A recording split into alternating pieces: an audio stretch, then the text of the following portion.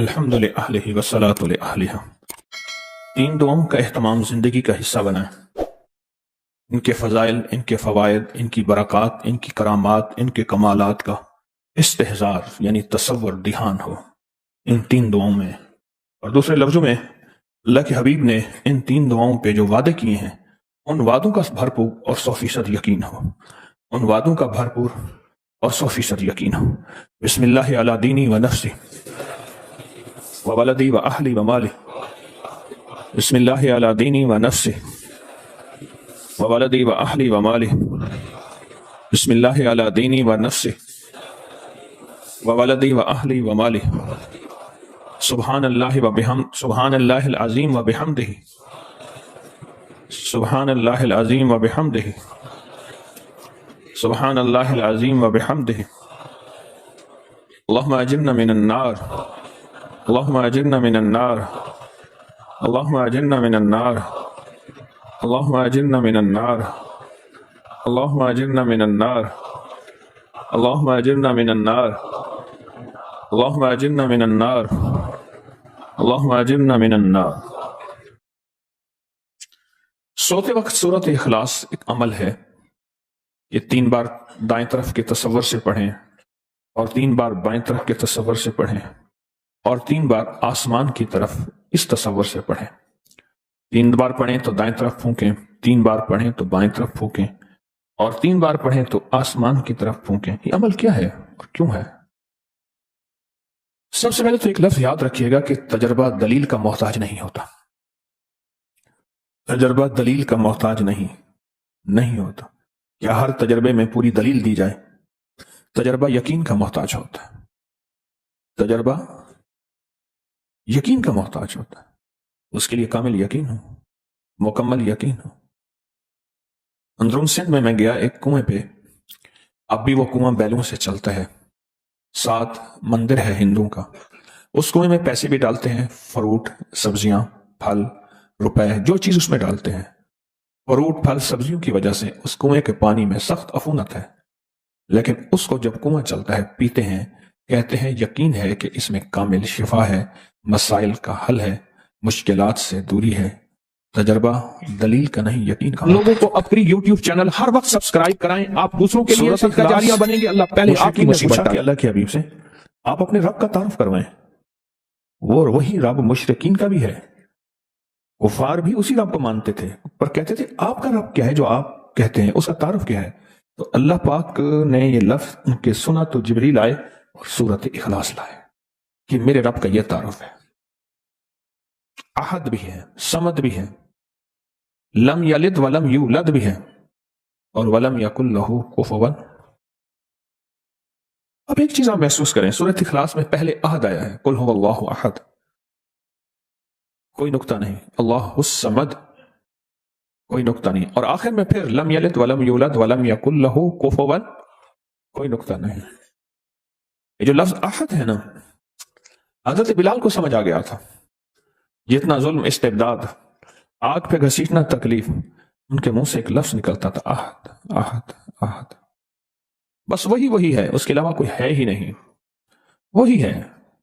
یہ جو وحدانیت اور احد ہونا ہے، یہ شیاطین اور جنات اور خبائث کو کھا جاتا ہے، وہ احد ہے۔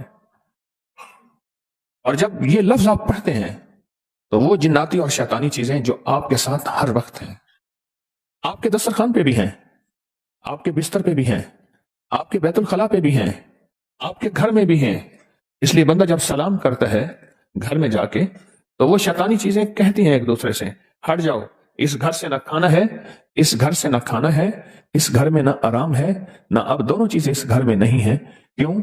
ایک حیرت انگیز طاقتور نام اللہ جل شانہ کا لیا جاتا ہے جس سے وہ شیطانی چیزیں ہٹتی ہیں اور دور ہو جاتی ہیں۔ اس لیے زندگی میں سورۃ اخلاص پڑھنے والا وہ شیطانی حملوں سے محفوظ، شیطانی حملوں سے محفوظ، برے خواب سے محفوظ، بری موت سے محفوظ۔ ہاں، ایسی موت جو غفلت سے آ جائے۔ کتنے لوگ سوئے پھر نہ اٹھ سکے، کتنے لوگ سوئے پھر واپس نہ آ سکے، بس سورۃ اخلاص اور سورۃ اخلاص کے ساتھ جو موکلات اور فرشتے ہیں وہ اس بندے کے دین، ایمان اور دل کی روشنی کو قائم رکھتے ہیں۔ اس لیے قبر والوں کے قریب کلمے کے بعد جو سب سے بہترین مبارک اور معتبر اور مستند اور بابرکت نورانیت چیز سورت اخلاص ہے. درود پاک بھی ہے، سارا قرآن بھی ہے، سارے اللہ کے نام بھی ہیں، پر سورت اخلاص قبر والوں کو بہت اچھی لگتی ہے، اور قبر والوں کو بہت مرغوب ہے، اور قبر والوں کو بہت محبوب ہے. قبر والوں کو بہت محبوب ہے سورت اخلاص. کیوں؟ سورت اخلاص میں اصل اللہ ہی اللہ ہے، اور یہ اللہ کا تعارف ہے، اور 100% تعارف ہے. کیوں؟ زندگی میں 100 سہارے 100 آسرے ہوتے ہیں، موت کے بعد صرف ایک ہی آسرا ہے. وہ آسرا ہے لا ملجا ولا منجا من اللہ الا الیہ. مولا سارے چھوڑ گئے، سارے چھوڑ گئے، اب تو ہی ہے اور تو ہی ہے. اپنے پیاروں کو سورت اخلاص کا ہدیہ کبھی نہ بھولا کرے، کبھی نہ بھولا کرے. اس دنیا سے رخصت ہو جانے والوں کو کبھی نہ بھولا کرے. ان کو اخلاص کا ہدیہ دیا کریں، ان کو اعمال کا ہدیہ دیا کریں، درود کلمے کا ہدیہ دیا کریں، کلمے کا ہدیہ دیا کریں. میرے پاس سینکڑوں واقعات ہیں، میں انہیں سینکڑوں ہی کہوں گا، ہزاروں اگر کہہ دوں تو شاید میں مبالغہ نہیں کروں گا. کہ جی آپ کے والدین کو ہدیہ کیا، یہ عمل ہدیہ کیا، یہ عمل ہدیہ کیا، یہ عمل ہدیہ کیا، ہمارے کام بن گئے. اصل میں وہ اعمال کا ہدیہ اللہ کی بارگاہ میں پیش ہوتا ہے، اور اللہ پاک خوش ہو کے اللہ کو اس کے کام بنا دیتا ہے. کام کون بناتا ہے؟ اللہ بنا دیتا ہے. کہ آپ کے والدین کو ہم مسلسل یہ ہدیہ کر رہے ہیں، آپ کی ہمشیرہ کو مسلسل یہ ہدیہ کر رہے ہیں. یہ سورت اخلاص سوتے وقت پڑھنا. دائیں طرف حیرت انگیز موکلات ہوتے ہیں، حفاظت ان کے ہاتھوں میں غرز ہوتے ہیں، اور جو جناتی شیطانی چیز وسوسوں کی شکل میں کسی بھی شکل میں آتی ہے، اللہ پاک اس کا نظام بہتر کر کے اس کی حفاظت کرتے ہیں. علی کرم اللہ وجہ فرماتے ہیں النوم نصف الموت، نیند آدھی موت ہے. نیند آدھی موت ہے، اور نیند کے بعد پتہ نہیں کائنات کا نظام کیا ہے، کیا اتار کیا چڑھاؤ، کیا صبح کیا شام. سورت اخلاص اس کو سنبھالتی ہے. سورت اخلاص حفاظت کے لیے چھاؤں بن جاتی ہے. پرندہ جیسے بچہ اس کے لیے پر بن جاتی ہے، اور سورت اخلاص حفاظت کا انوکھا نظام بن جاتی ہے. سورت اخلاص، سورت اخلاص تاثیر ہے اور مٹھاس ہے، اور ایک چاشنی ہے. آپ کہیں گے کیسے؟ ہر پھول کی اپنی خوشبو ہے، ہر پھل کا اپنا مٹھاس ہے، اپنا ذائقہ ہے. میری طرف دیکھ رہے ہیں، جاگ رہے ہیں، سو رہے ہیں، اپنا مٹھاس ہے. اسی طرح سورت اخلاص چاشنی ہے، ذائقہ ہے. آپ یہ بتائیں مجھے، جتنی بھی چیزیں ہوتی ہیں ان میں جن چیزوں میں آپ نے میٹھا ڈالنا ہوتا ہے، اگر ان چیزوں کو سب کچھ کر لیں اور میٹھا نہ ڈالیں، میٹھا نہ ڈالیں تو میٹھا ہی اس کے ذائقے کو بناتا ہے. سورت اخلاص مٹھاس ہے آپ کے سارے دسترخوان کا. روحانی دسترخوان جتنے بھی ہیں ان کا سورت اخلاص مٹھاس ہے، مٹھاس ہے. کتنے واقعات اور روایات ایسی ہیں کہ سورت اخلاص قبر کے قریب پڑھی. صاحب قبر نے کہا کہ آپ کا جو ہدیہ بھیجا ہوا ہے ہمارے ہاں اتنا محبوب ہے کہ ہم سارے اس کو تقسیم کر رہے ہیں. اور کتنے واقعات ہیں کہ 70 سال پہلے کوئی اللہ والے آئے تھے، انہوں نے آ کے ہماری قبر میں 17 بار یا 21 بار مختلف روایات سورت اخلاص پڑھ کے ہدیہ کیا. آج 70 سال ہو گئے اس ہدیے کی برکتوں کو بانٹتے بانٹتے بانٹتے وہ ختم نہیں ہو رہا، وہ ختم نہیں ہو رہا. یہ وہ چیز ہے جو قبر والوں کے سامنے کھلتی ہے، ہمارے سامنے نہیں کھلے گی. میری آنکھ بند تھی جب تلک وہ نظر میں نور جمال تھا، کھلی آنکھ تو نہ خبر رہی کہ وہ خواب تھا کہ خیال تھا. یہ زندگی خواب و خیال بن جائے گی، جیسے بچپنا خواب و خیال بن جاتا ہے، احساس ہوتا ہے میں ایسا تھا، یہ کرتا تھا. پھر یہ زندگی خواب و خیال بن کے سورت اخلاص تسبیح خانے کا یہ قیام. یہ تسبیح خانے کے قیام میں اگر اندر کی طبیعت کی ناگواری آتی ہے، کہتے نکل یہاں سے، اس کو اللہ کے لیے برداشت کرنا، اور پھر یہاں رہ کے اللہ کے لیے اپنے وقت کو ضائع نہ کرنا، اور ہر عمل میں ایسے جڑ کے بیٹھنا کہ جیسے میں نیا آیا ہوں، آج تک مجھے پتہ نہیں، ایسے کان دے کے، ایسے آنکھ دے کے، ایسے توجہ سے بیٹھنا. یہ مجالس آخری وقت میں کام آئیں گی. ہاں، آخری وقت میں کام آئیں گے. اور میں کہ جو بندہ نیک محفل میں بیٹھتا ہے، آخری وقت میں وہ نیک محفل، آخری لمحوں میں وہ نیک محفل اس کی آنکھوں کے سامنے لائی جائے گی.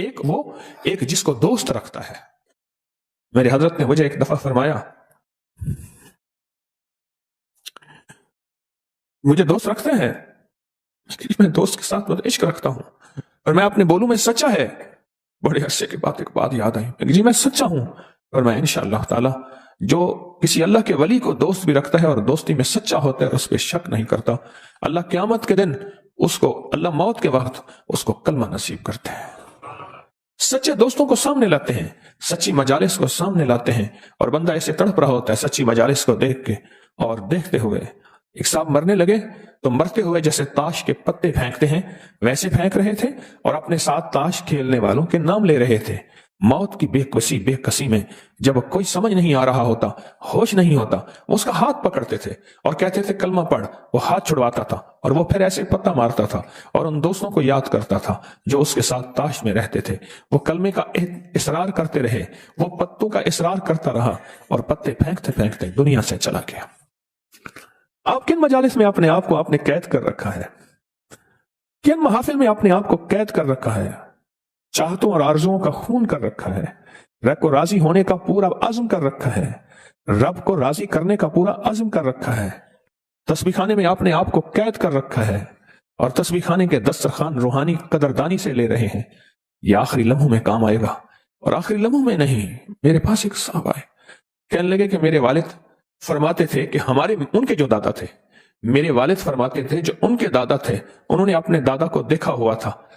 बचपन और जवानी में उन्होंने लंबी उम्र पाई। वो एक अल्लाह वाले के यहाँ रमजान के रोजे रखने चाहते थे। जैसे शेख अब्दुल हक मुहद्दिस देलवी रहमतुल्लाह अलैह यहाँ लाहौर में शाह अबुल मुआली रहमतुल्लाह अलैह के यहाँ रोजे रखने आते थे।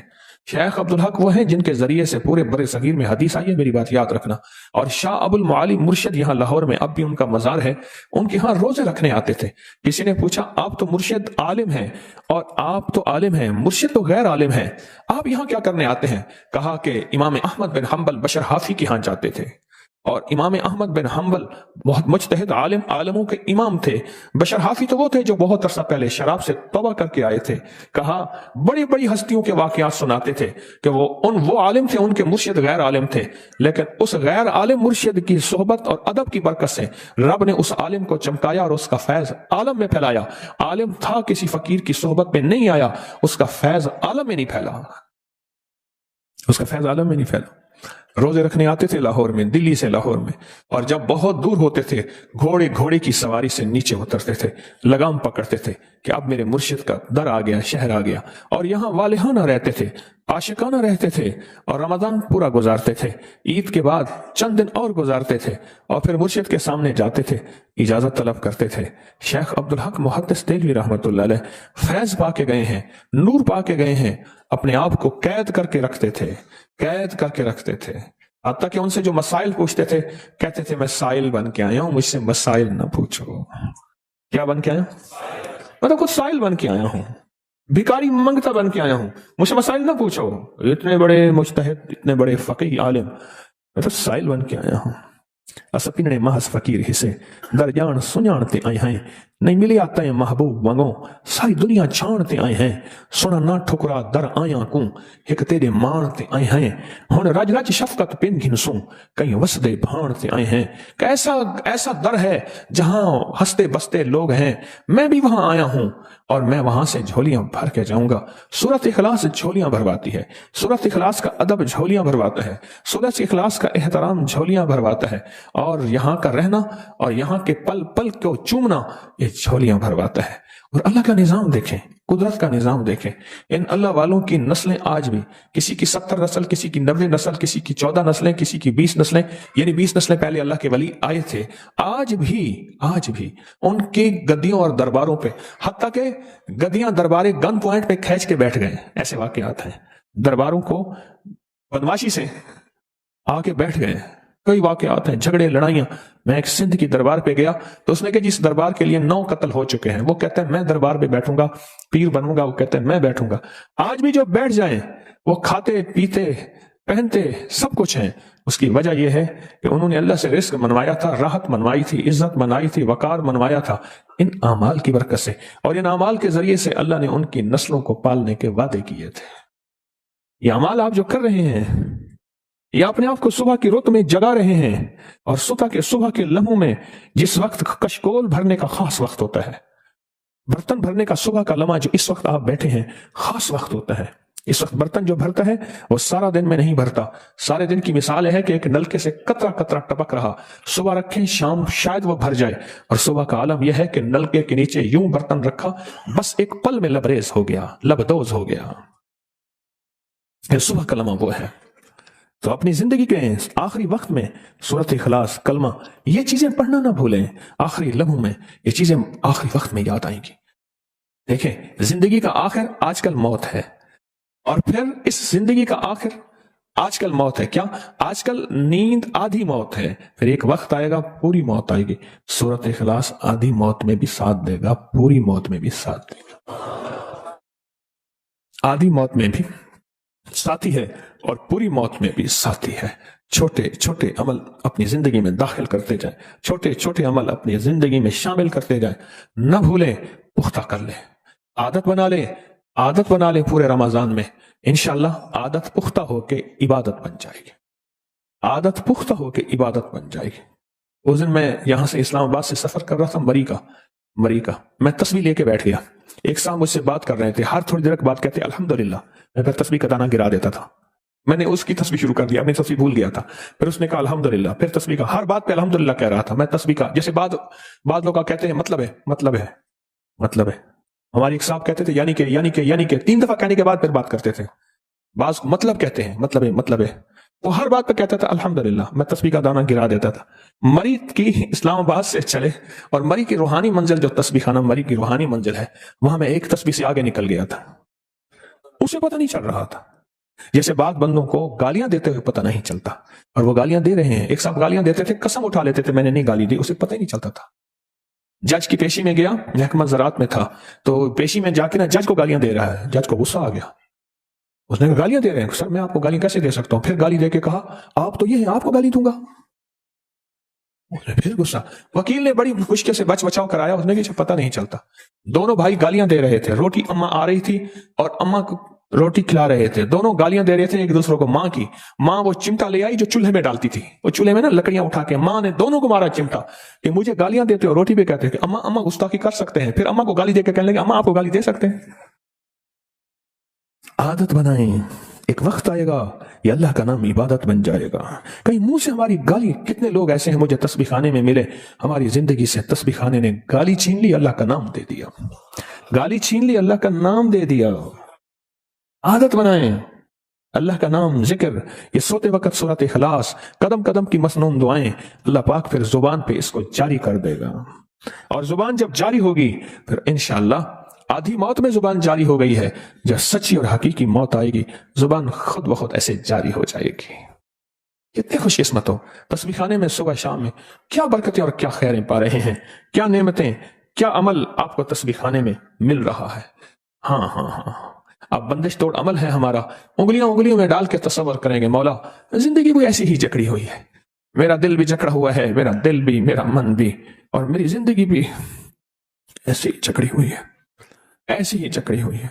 اور مولا تیرا نام ہی ان زنجیروں کو توڑ سکتا ہے. میں نے زندگی میں بڑے جتن کیے ہیں، میری زندگی میں رزق، صحت، ایمان، اخلاص، اخلاق، اولاد، برکت، عافیت، سب کچھ جکڑا، سب کچھ بندھا ہوا ہے، جسے میں بندش بھی کہتا ہوں، جادو بھی کہتا ہوں. یہ سب جکڑن ہے. اے سخی آقا تیرے نام سے ہی سب کچھ کھل سکتا ہے.